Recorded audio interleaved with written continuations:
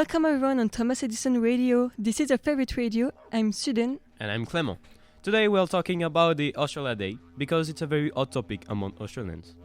Australia Day is celebrated on January 26, marking the arrival of the first fleet of British ships and other Europeans land in 1788. There were approximately 1 to 1.5 million indigenous people in Australia, and in the early 19th there were less than 100,000 indigenous people left.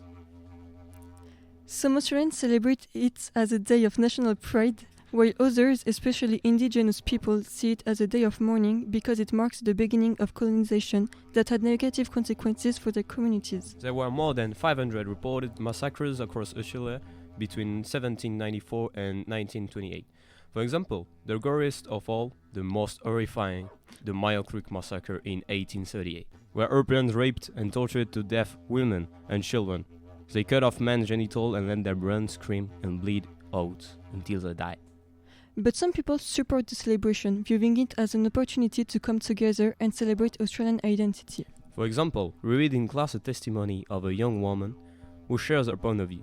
First, she says that in the past she went out several years to pool parties on the 26th of January with her friend, and she regrets that no teachers have talked about the massacres of Aboriginal people.